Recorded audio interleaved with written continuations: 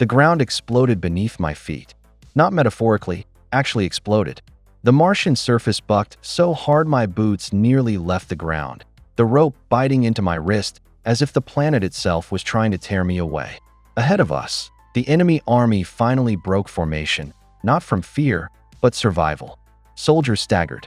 Machines sank into the dust, hydraulics screaming as the ground turned liquid beneath them. And that's when Martha said it. Now. Before I could ask now what, the plane detonated. Boom, boom, boom. Jagged cracks ripped across the surface beyond the enemy's front line. Dust geysers shot into the sky like volcanic eruptions. Soldiers scattered. Their perfect advance shattered in seconds. "What is that?" I yelled. "Burrowers," Martha said. Then I saw them. They weren't Earth machines. They were Martian. Insect-like drilling rigs burst from the ground. Armored shells streaked in colony red and white. They surfaced just long enough to breathe, then vanished again, dragging warheads into the soil before detonating beneath the enemy's heaviest machines. No fireballs, no spectacle, just gravity doing the killing. Enemy mech dropped into sinkholes and disappeared before their crews could scream.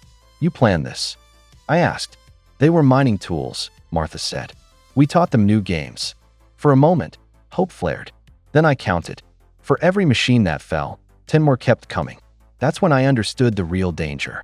"We can't stop them," I said. Martha didn't argue. "We're not trying to." Another blast ripped the ground less than 100 meters away. Grit slammed into my visor. My lungs burned. "We're buying time," she said. "For the colonies. For unity." And then the sky moved. Shadows swept overhead. Dozens of disc-shaped drones, gliding like predators through smoke and laser fire. Martha's voice dropped, almost reverent. "Let the Martian games begin." The drones struck fast. They skimmed the enemy lines, slapping charges onto armor before peeling away. Machines died instantly, fried, lifeless. Soldiers dove into the dust as static rolled across the battlefield like fog. Above ground, below ground, everything was breaking at once. And still, they kept coming. "They have to," Martha shouted. "If they stop, they die." She ripped the rope from her wrist. "Stay here." "No," I shouted. Too late. The second wave broke through the dust. 5 soldiers. Weapons up. Fast. Not aimed at Martha. At me. I dropped instinctively as a laser scorched the post behind my head. One soldier charged. I saw myself reflected in his visor. Unarmed. Shaking. Holding nothing but rope. Then, crack. His visor shattered. He fell. Martha stood behind him, firing a compact pistol with terrifying calm. "Move, Mesfin." I dove for the fallen rifle. The weapon linked instantly to my helmet. Targeting grid lit up. The next soldier fired. I fired back. The recoil nearly tore the rifle from my hands, but the shot landed. He went down hard. 3 left. The ground bucked again. A mech screamed as it vanished into a fresh sinkhole. For one breath, the enemy hesitated. "That's our exit," Martha said. She grabbed my arm and ran.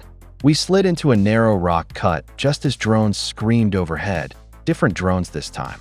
The ridge behind us vanished in a thunderclap. We ran until the war became a distant echo. When we finally stopped, my chest felt like it might burst. The rifle hung heavy in my hands.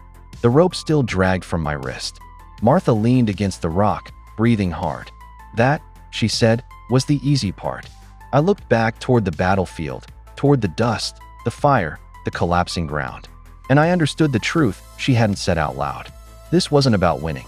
It was about surviving long enough to matter. On Mars, games aren't played for glory. They're played for time. And time, out here, is the rarest weapon of all.